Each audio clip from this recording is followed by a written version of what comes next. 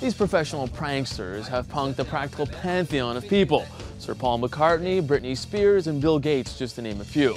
What really made them a household name around the world was a hilarious call recently to a very embarrassed vice presidential candidate.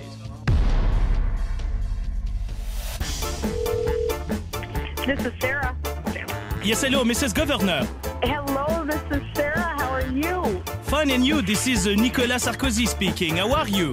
Sometimes what we do is we try to say something really outrageous, maybe near the end of the call, so that the person, the prankee, we could say, realize it's a prank. But this time, whatever we said, she'd stay on the line. It could have gone on for an hour. We can kill two birds with one stone that way. I just love killing those animals. Take away a life, that is so fun. I'd really love to go, as long as we don't bring Vice President Cheney. No, I'll be a careful shot, yes. They asked us 3 times to spell his name, Nicolas Sarkozy. 3 times our staff at different points. Without any H. And at the end, when they emitted a press release, they spelled the president's name wrong. What led up to that call was even more disturbing. Now, other prank calls took months to organize. This one took just days. Some people said in the last days, and I thought that was mean, that you weren't experienced enough in foreign relations. And, you know, that's completely false. That's the thing I said to my great friend, the Prime Minister of Canada, Steph Coss. Well, he's doing fine, too. Can I first say that you have a terrible French accent? Oh, that's right, that's right. I mean, Terrible. I have a great Quebecois accent, but I don't have a great French accent. Crentier's spot on. Well, I mean, Sarkozy, you're in left field, man. You get recognized by the voice more often, even here in Quebec. But now it's because of the last shot that people recognize our faces much more than they used to. So. Have you had to adjust in any way? No. We just have to have more class in public. The Palin prank may have put them on the world stage, but it was a certain call to an international pop star that put them on the map.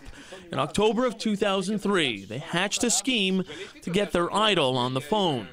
After 3 months of calls through dozens of layers of security, he finally called back. Yes, hello, Sir McCartney. Yeah, hiya. Yeah, this is Jean Chrétien, the Prime Minister of Canada. How are you? I'm great, thank you, Jean. Okay if I call you Jean? Yes, of course.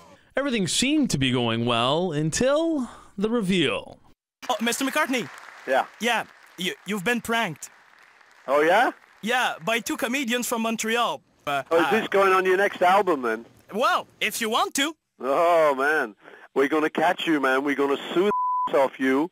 We're going to fry your little ass, okay? So I think that some sweat went on the phone or on the mic like this. Poop. Oh, man.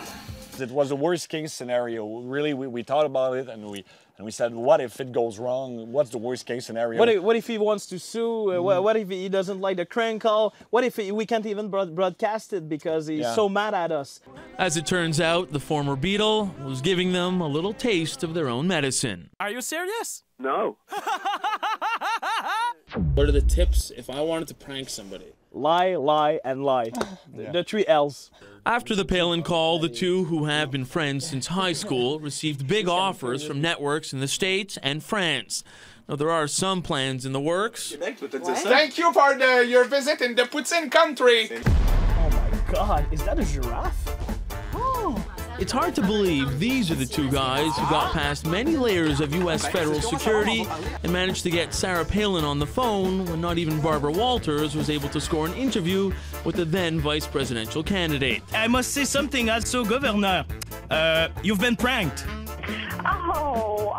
In the time that followed, Marc-Antoine Odette and Sébastien Trudel haven't changed too much. They still poke fun at everyone and everything, especially each other.